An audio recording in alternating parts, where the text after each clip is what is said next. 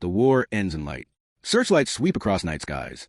Crowds pour into streets that still smell of smoke and dust. Windows glow again after years of blackout. Flags hang from buildings scarred by fire and shrapnel. From a distance, it looks like victory restored order. It looks like survival proved strength. History often freezes here, on this image of endurance rewarded. But far from the cheering crowds, another scene unfolds. It takes place in offices with drawn curtains, in rooms where the air is stale and the lamps stay low. There are no uniforms here, no medals, just paper, ink, and exhausted hands signing documents that will outlast the celebrations.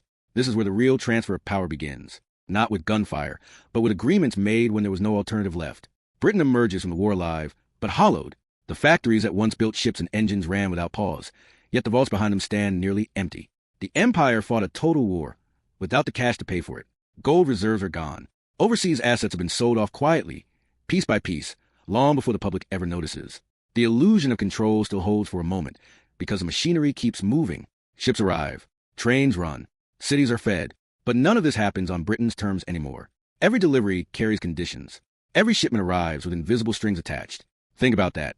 Survival itself has become a transaction, and someone else is writing the terms. Across the Atlantic, the supplier controls the flow. Food, fuel, steel, and machines cross the ocean not as gifts, but as leverage. Washington does not need to threaten. It does not need to invade. It simply controls access. When a nation depends on outside supply to keep its people fed, and its factories alive, choice becomes an illusion. Britain's leaders understand this, even if the public does not. They sign because the alternative is collapse. They sign because ships must sail tomorrow, not next year. And with every signature, something intangible slips away. Not territory, not flags, control, independence, the ability to decide the future without asking permission first. The cheering crowds never see these documents. They do not hear the quiet language of finance replacing the noise of war. They are told the alliance saved Britain, that the partnership was equal, that sacrifice was shared, and in one sense it was. Lives were lost on both sides of the ocean. Factories worked until they broke. But money does not remember sacrifice. It remembers obligation. Wars are not only fought with weapons, they are financed. And when a nation fights without paying in real currency, victory can conceal a deeper loss. The bill does not disappear. It waits. This story opens with a colder claim than most history books allow. Britain did not lose its empire on battlefields. It did not surrender it after defeat. It sold it slowly under pressure, without firing a shot. Washington did not conquer London with tanks or bombs. It used credit currency and controlled supply. That is harder to see, harder to teach, but far more powerful. Empires rarely fall in the moment of celebration. They unravel afterward, when the numbers come due. Imagine standing in one of those offices as the war winds down. The windows are darkened. The streets outside are loud with celebration. Inside, the sound is paper sliding across wood. A pen pauses, then moves again. Each stroke feels small, almost harmless. No borders are redrawn on the map. No flags are lowered. Yet with each signature, Britain commits to a future already narrowed. The question is not whether the empire can survive. It is whether it can afford to. And the answer is quietly forming in columns of figures that do not care about history or pride. Britain once ruled the seas because it controlled trade, finance, and access. The empire was not just a collection of colonies. It was a system, a web of currencies, shipping lanes, banks, and contracts that funneled wealth toward the center. London sat at the heart of it, setting terms others had to accept. Now that system is under strain. War has flipped the balance. Britain is no longer the creditor. It is the borrower. And borrowers do not set conditions. They accept them. That shift alone changes everything, even if no one announces it out loud. Washington understands this power well. It learned it not from conquest, but from watching others. Control the flow of resources, and you control outcomes without force. The war provides a perfect cover. Emergency justifies speed. Survival justifies compromise. There is no time to debate long-term consequences when cities need food tomorrow morning. And so, Britain agrees to terms that would have been unthinkable a decade earlier. Trade preferences soften. Financial protections weaken. Old imperial advantages begin to erode. Not by decree, but by necessity. The public narrative remains comforting. Britain stood firm. Britain endured. Britain won. All of that is true, but it is not the whole truth. Victory can still leave a nation dependent. Triumph can still come with chains, if those chains are made of contracts instead of iron. Think about that. Which is easier to resist, an enemy army at the gate or a ledger that says there is no other option? As the celebrations fade and the lights dim, the reality becomes harder to ignore. The empire's future now depends on decisions made elsewhere. Its currency weakens under the weight of obligations. Its global commitments strain against an empty treasury. Maintaining control costs money Britain no longer has. And the choice ahead is brutal. Cut back at home or retreat abroad.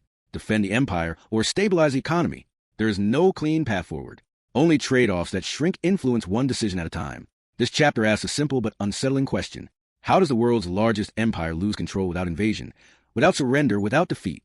The answer begins here, in the quiet moments after victory, when survival is secure but independence is already compromised. The war ends with cheers, but the reckoning begins in silence. The cheering crowds never saw it. The ledgers did. Before the cracks appeared, the British Empire still looked unbreakable. Maps in classrooms and offices were painted red across continents.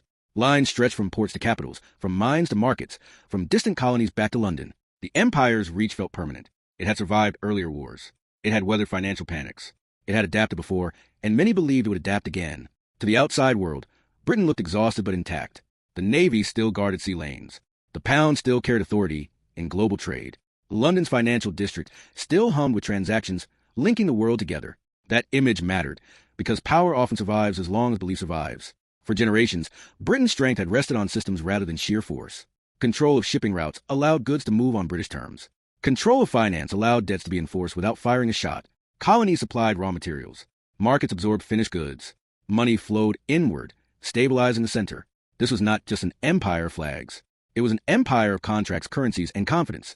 As long as Britain could pay, ensure, and guarantee trade, the system held. And for decades, it did. That history made it easy to believe the war was only another test, not a breaking point. But modern war changed the math. This conflict demanded everything at once. Not just armies, but factories running without pause. Not just ships, but endless fuel to keep them moving. Not just weapons, but food to feed entire populations under siege. The scale was unprecedented. The cost was relentless. Britain burned money faster than any previous war had required. Gold reserves drained steadily. Overseas investments were sold off quietly, often at poor terms, simply to keep cash flowing. Assets that had taken generations to build vanished in months. None of this made headlines. It happened in the background, behind the public image of resilience. Even as the treasury weakened, the outward machinery kept running. That was the illusion. Trains still moved. Shipyards still launched hulls. Planes still rolled off assembly lines. Soldiers still crossed oceans. To the average citizen, the system appeared strained but functional. Rationing became normal. Sacrifice became routine. The public accepted hardship as the price of survival. What they did not see was how close the system was to stopping altogether. Without outside supply, Britain could not sustain this level of effort. And outside supply meant dependence. Washington stepped into that gap. At first, the arrangement felt temporary, even generous. Supplies arrived when they were needed most. The flow of materials stabilized production. The alliance looked like mutual defense, two powers aligned by shared threat. But beneath the surface, the balance was uneven. One side produced at full industrial capacity, largely untouched at home. The other consumed at an unsustainable rate, while losing assets every month. The difference mattered. One side accumulated leverage. The other accumulated obligation. Every emergency deal solved a short-term crisis, while deepening a long-term problem. Britain agreed to conditions because it had no leverage left to refuse. It could not shop for better terms. It could not delay payment indefinitely. Time itself became a liability. The longer the war lasted, the more dependent Britain became. And dependence is not neutral. It shifts power quietly, steadily, without the drama of conquest. Think about the psychology of that moment. Leaders knew the empire was strained, but they also believed survival would reset the system. When the war first, settle accounts later. That logic felt reasonable in the moment. It had worked before. After earlier conflicts, Britain had recovered its footing. But this war was different. The scale of spending was too large. The global balance had already shifted. Recovery would not mean returning to the old position. It would mean accepting a new one. The illusion of strength persisted because it was useful. It reassured allies. It calmed markets. It kept morale intact. But illusions cannot pay bills. Behind closed doors, the numbers told a harsher story. The empire's financial foundation was eroding. Maintaining control over distant territories required money for administration, defense, and infrastructure. That money no longer existed in sufficient quantity. Every commitment abroad now competed with needs at home. And home was exhausted. Factories that had once been symbols of imperial power now ran on borrowed time. Their output depended on imported materials. Their survival depended on uninterrupted supply.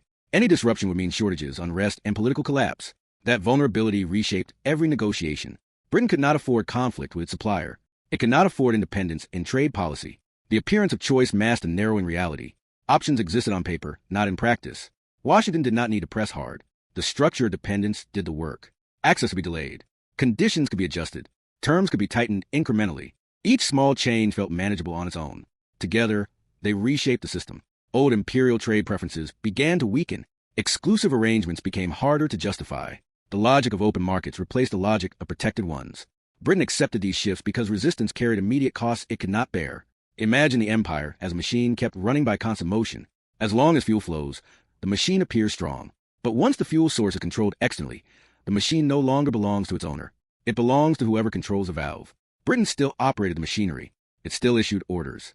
But the power behind those orders was thinning. Authority without resources becomes symbolic. It commands respect only as long as others choose to honor it. The public story focused on unity and endurance. It had to. Morale was a weapon, and doubt was dangerous. But endurance alone does not preserve systems built on finance. Confidence must be backed by solvency. As the war progressed, Britain's confidence outpaced its capacity to pay. That gap grew wider with every month. The empire was not collapsing. It was being sustained artificially, like a patient kept alive by external support. Remove that support, and the outcome would be immediate. This is why the illusion mattered so much. As long as Britain looked solid, it could negotiate from something resembling strength. Once that image cracked, leverage would vanish. Washington understood this dynamic. It had no incentive to shatter the illusion quickly. A stable partner was useful. A collapsing one was not. The goal was not destruction. It was realignment. A world reshaped around a new center of gravity, achieved without chaos. By the time victory approached, the illusion had done its work. Britain survived, but the cost of survival was baked into the system. The empire did not fall in the moment of exhaustion. It carried on, outwardly intact, even as its foundations weakened. The red map still hung on walls. The navy still sailed. The pound still circulated. But beneath these symbols, control was slipping. This chapter is about that moment of appearance versus reality, about how power can seem solid even as it drains away. Britain looked unstoppable because it was being held up. The support kept the system functioning, but it also reshaped it. Temporary measures became permanent constraints. Emergency agreements became structural changes. The empire did not collapse suddenly because it was propped up, and that support, however necessary, came at a price that would only become clear later. Imagine an empire surviving day by day on promises instead of payment. Imagine strength measured not by reserves, but by access granted by someone else. That was the reality beneath the illusion. It looked unstoppable. The turning point does not arrive with explosions or surrender. It arrives with arithmetic. By the middle of the war, Britain's ability to pay has vanished. Cash reserves are gone. Gold has been shipped away or pledged. What once underpinned confidence now exists only as memory. In its place stands a quieter force, leverage held elsewhere. Control over food, fuel, shipping, and industrial output now sits across the Atlantic. That control reshapes everything, not through threats, but through structure. When access becomes conditional, negotiation changes tone. Requests become appeals. Choices narrow. And the future begins to bend toward whoever controls the flow. At first, the shift is subtle. Terms adjust. Deadlines move. Clauses appear where none existed before. Britain accepts them because it must. The war demands continuity above all else. Factories cannot pause. Cities cannot starve. Ships cannot sit idle. Each agreement solves an immediate problem while creating a deeper dependency. What looks like flexibility is actually erosion. Old assumptions about autonomy no longer apply. Britain may still administer its empire, but it cannot fully finance it. That distinction is everything. Washington understands a moment. It does not announce a new order. It does not need to. The mechanism is already in place. Supply chains flow one way. Payment flows another. Conditions attach themselves naturally. Access is granted in exchange for alignment. Alignment slowly becomes obligation. Britain is pushed to adjust trade rules that once favored its empire. Preferences soften. Barriers lower. The logic of open markets replaces the logic of imperial protection. These shifts are framed as temporary, even reasonable. In reality, they are structural. Once systems change, they rarely revert. Think about the power of that position. To control not territory, but access. Not armies, but inputs. Economic pressure achieves what force often cannot. It works quietly. It leaves no ruins to photograph. But its effects are lasting. Britain finds itself negotiating not from strength, but from necessity. Every discussion begins with the same unspoken fact. Without continued supply, the system fails. That fact sits at the center of every decision. As the war drags on, the bills accumulate. They do not disappear when the fighting slows. They mature. Obligations set during emergency become long-term realities. The pound weakens under strain. Confidence wavers. Overseas commitments that once generated revenue now consume it. Maintaining influence abroad requires investment, but investment requires funds Britain no longer has. The empire begins to look less like an asset and more like a liability. This is a pivot few anticipate. Empires are built to extract wealth. When they start draining it instead, their logic collapses. Every option tightens a trap. Cut spending at home, and unrest grows. Abandon control abroad, and prestige collapses. Hold the empire together, and the economy bleeds. Stabilize the currency, and imperial commitments must be reduced. There is no clean solution. Only trade-offs that shrink Britain's room to maneuver. The illusion of choice remains, but it is just that, an illusion. The structure has already decided the outcome. The real power of this moment lies in how invisible it is. No declaration announces the end of imperial independence. No document states it outright.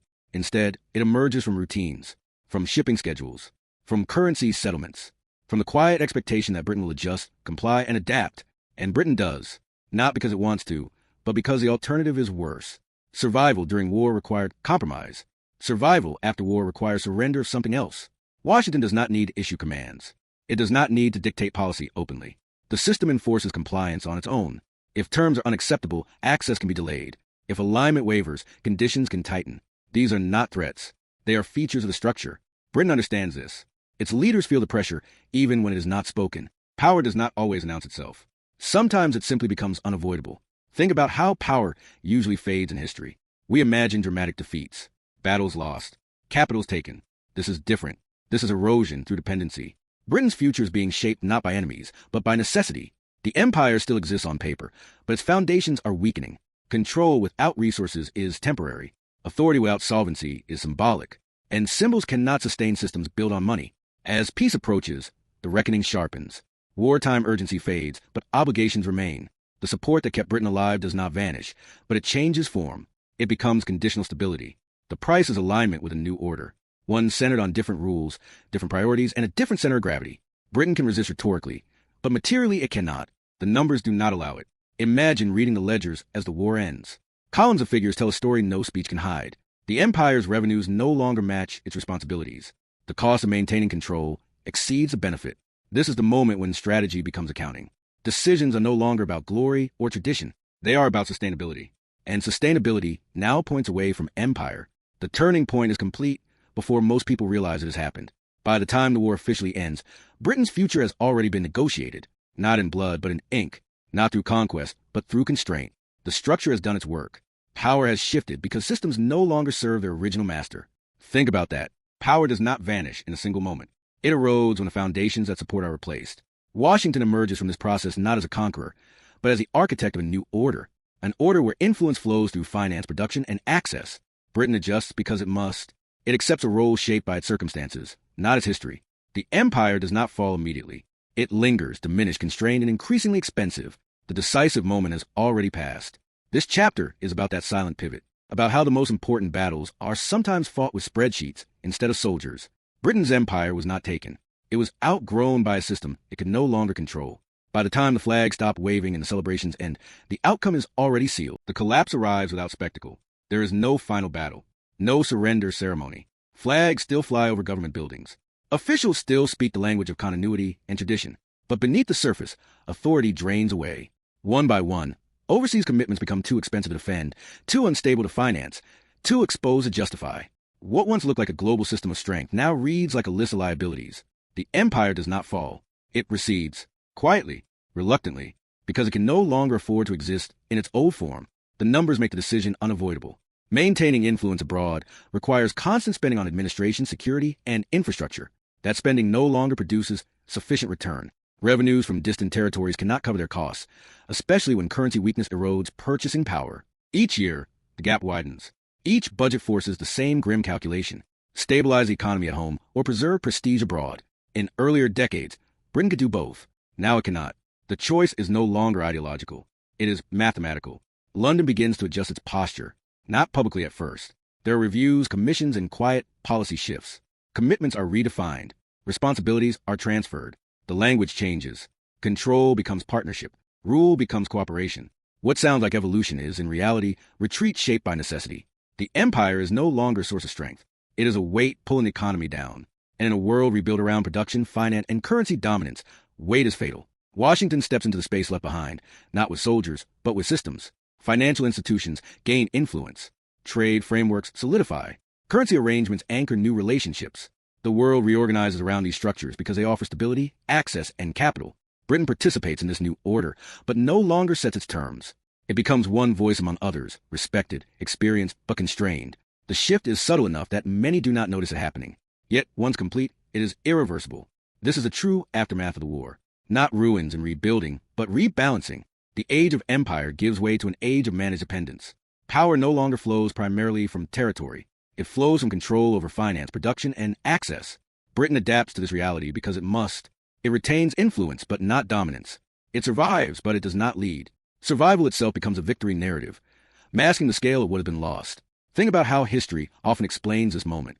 The story is softened. The empire declined because the world changed, because colonies sought independence, because progress demanded a new order. All of that is partly true, but it misses the engine driving those outcomes. Financial exhaustion removed Britain's ability to choose. Decolonization accelerated because it was cheaper than control. Independence movements gained leverage because the empire could no longer afford suppression. Moral arguments mattered, but economics decided the timeline. There is no single moment when Britain loses control. There are many small ones. A budget cut here, a withdrawal there, a decision not to intervene. Each feels manageable. Together, they redraw the map. Authority fades as costs rise. Influence shrinks as resources thin. By the time the pattern is clear, reversal is impossible. The system is already adjusted to a new center of gravity. Washington emerges from this process with unmatched reach. Its influence is not based on flags planted in foreign soil, but on systems others depend on: a function, production capacity, financial depth, currency stability, access to markets. These become the tools of power in the post-war world. They are quieter than empires, but more durable. They do not require constant military enforcement. They operate through incentives and constraints that nations accept because they need to. Britain's transformation from ruler to participant is not a failure of courage. It is a consequence of fighting a war beyond its financial limits. The empire was built in an era when control of trade and finance rested in London. The war shifted that balance permanently. Once lost, it could not be reclaimed. Pride could not refill vaults. Tradition could not stabilize currency. History could not override arithmetic. This is the part most narratives avoid. The uncomfortable truth that victory can still cost a nation its independence of action, that alliances can reshape hierarchies, that survival funded by borrowing carries consequences long after the danger passes. Think about that. How many times has history repeated this pattern under different names? Crisis demands emergency measures. Emergency measures become permanent structures, and power quietly relocates. The lesson extends beyond Britain. It applies to any nation that confuses short-term survival with long-term strength. Borrowing can buy time, but it also transfers leverage. Dependence rarely announces itself. It grows slowly, disguised as cooperation. By the time it is recognized, the options are already limited. The price is not paid in defeat, but in diminished freedom. The empire bought its own exit and called it victory. There were no parades for that moment, no speeches marking the end, just a steady retreat shaped by balance sheets and exchange rates. Britain adjusted, adapted, and endured, but it never returned to the position it once held. The world moved on, organized around a new logic of power that rewarded production, finance, and control systems over territory. Today, the echoes remain. Nations still face crises that demand borrowing. They still accept terms in exchange for stability. They still believe recovery will erase the cost. Sometimes it does. Sometimes it does not. The past offers no comfort, only warning. Power flows where systems converge, not where history says it should. Washington did not fire a shot. It did not need to. The structure did the work. The war ended, the numbers spoke, and the world reorganized itself accordingly. The flag stayed up for a while. The authority did not. If the story changed how you see power,